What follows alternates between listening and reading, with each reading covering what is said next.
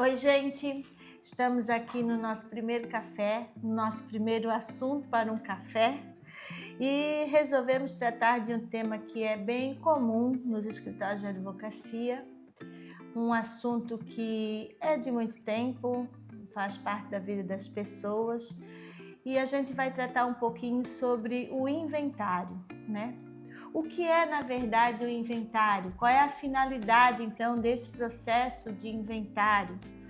É muito comum as pessoas, até de certa forma, como a gente sempre está atendendo aqui, ter um receio de falar desse assunto. Até porque é um assunto delicado mesmo, tendo em vista que ele sempre surge após o falecimento de uma pessoa muito próxima. Então ele é delicado, envolve questões emocionais, mas principalmente envolve questões patrimoniais. E o nosso direito, o direito civil brasileiro, ele vem tratar de questões particulares e patrimoniais. Então, o processo de inventário, ele surge sempre que há necessidade de trazer a público as heranças que se recebe quando nós temos bens, direitos e obrigações.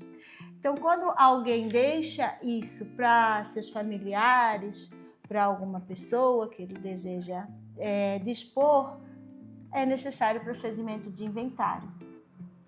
E nós temos várias formas agora na nova legislação de fazer esse processo, né, Maiane? Sim, existe o inventário judicial e existe o inventário extrajudicial.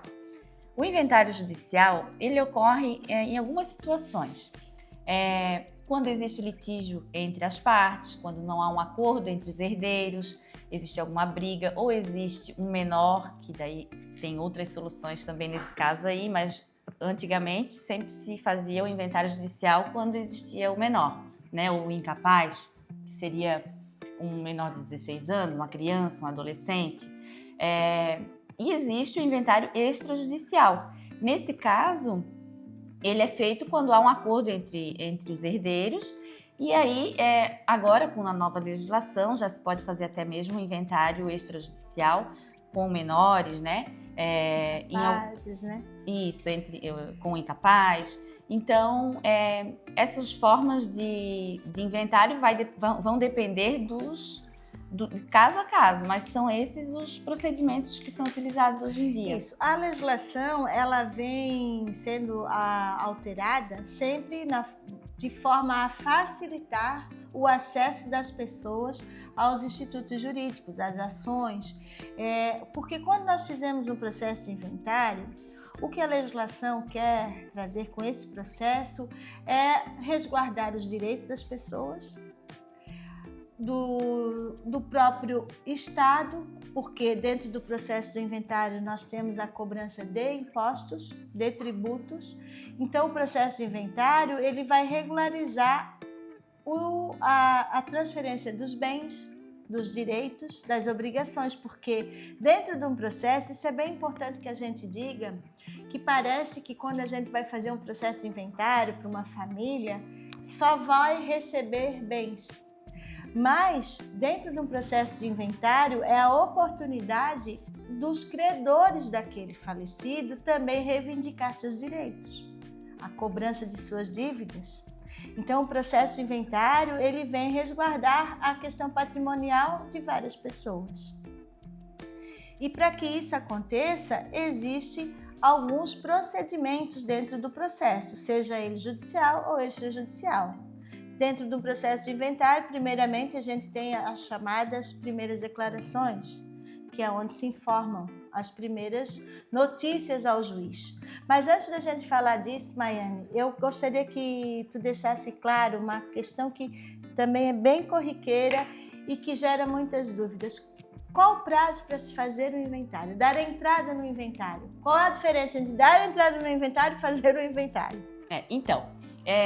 Existe um prazo, que é o prazo de 60 dias, para dar entrada no inventário. Mas não significa que esse prazo de 60 dias é o prazo para a conclusão desse inventário. Muitas pessoas confundem. A pessoa tem que entrar da abertura ao inventário dentro desses 60 dias, que é o prazo determinado por lei, para não ter a incidência da multa depois, né, do ITCMD. Só que é claro que até apresentar todos os bens ou todas as dívidas, até a relação de herdeiros. A relação dos herdeiros, em várias ocasiões pode acontecer de surgir um herdeiro que ninguém conhecia. Então, até mesmo às vezes encontrar essa pessoa, isso pode se tornar um processo demorado. Então, esse prazo de 60 dias, ele é só mesmo para dar abertura ao inventário, né? E aí, então, conforme for encaminhando, às vezes termina antes, às vezes demora um pouco mais, mas o prazo para dar a entrada é esse, né? E depois, para finalizar, daí depende de caso a caso. Então, o que a gente sempre gosta de deixar claro quando as pessoas nos procuram sobre esse assunto, se é uma morte recente, a gente faz esse alerta desse prazo de 60 dias. É um prazo curto, né? Porque são 2 meses, na verdade 60 dias corridos, mas falando de uma linguagem mais simples, são 2 meses após o falecimento. Então, período de luto, as pessoas ainda estão enlutadas, mas elas podem dar a abertura, ou seja, elas vão comunicar, porque os processos judiciais ou extrajudiciais, independente do formato, para que eles servem? Na verdade, eles servem para dar publicidade, para comunicar às pessoas, a terceiros interessados, que está acontecendo alguma coisa. Nesse caso, a gente comunica o falecimento de uma pessoa. Então, a abertura do inventário nada mais é do que isso. Estou dando a abertura e comunicando o falecimento de uma pessoa dentro do prazo de 60 dias. Porque, como a Maiane já falou, nós temos um tributo, que vai incidir sobre essa herança, né? Que é o ITCMD, o Imposto Estadual, Imposto sobre Causa-Mortes e Doação. Então, esse prazo de 60 dias deve ser observado para que a gente não pague multa deste imposto. Apenas isso. Não quer dizer que passou 1 ano, passou 2 anos, naquele momento eu não conseguia fazer um inventário, não tinha condições emocionais, a família era muito grande, ninguém conversava, eu não sabia o que fazer. Agora, 2 anos, eu quero fazer o inventário, eu não posso mais? Pode e deve. Inclusive, tem aquela dúvida bem comum, que é a dúvida que surge aqui muito, né? Às vezes a pessoa tem um bem e ela precisa fazer a compra e venda desse bem, né? Alguém se interessa em comprar aquele bem. E aí é que ela vai lembrar, não, mas esse bem não tá no meu nome, tá no nome do meu pai que faleceu, ou da minha mãe. Como é que eu vou fazer agora? Aí onde aparecem esses casos aqui pra gente, né? Então vamos regularizar isso, né? Vamos abrir um inventário, vamos declarar esse bem para poder então fazer a transmissão depois, né? Isso. Porque quando a gente, ainda na nossa legislação brasileira, sempre que nós estivermos falando de bens imóveis e até alguns bens móveis, como por exemplo um veículo, nós só, falecendo a pessoa, a gente só consegue fazer a transmissão, a venda oficializada daquele bem, passar por nome de outra pessoa, transmitir o bem, se houver inventário. Caso contrário, o herdeiro, mesmo que seja um único filho, mesmo que seja o marido, a esposa, o viúvo, o companheiro, ele não tem legitimidade, ele não tem poderes para assinar em nome do falecido, ainda que aquele bem tenha ficado somente para ele. A legislação não permite.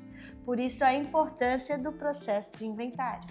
E outra coisa que é importante esclarecer também, que em sendo um processo judicial ou extrajudicial, é necessário ter um advogado para fazer esse procedimento, sim, né? E cada vez mais a legislação ela está apertando, qual é a palavra? Ela está espremendo o cidadão, que ele tem que fazer essa regularização. Então, cada vez está mais difícil, tanto para as pessoas, cidadãos, quanto para os profissionais da advocacia, né? Então,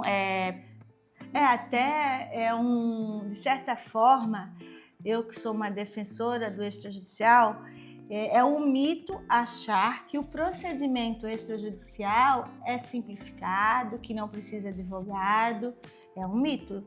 Porque, na verdade, ele só saiu da esfera judicial porque não tem briga, não tem litígio e veio para a esfera extrajudicial, ou seja, nós estaremos fazendo um processo de inventário com todas as exigências da lei, só que diretamente dentro do cartório e dentro de um tabelionato de notas. E se torna mais pessoal a relação entre o advogado e o cliente, não fica uma relação tão formal quanto se fosse judicial, porque facilita mesmo, né, a documentação, o contato, então fica bem mais simples, né? Mas não que seja um procedimento fácil de fazer ou que não precise de um profissional para isso. Ou Né? que não precise seguir regras, né?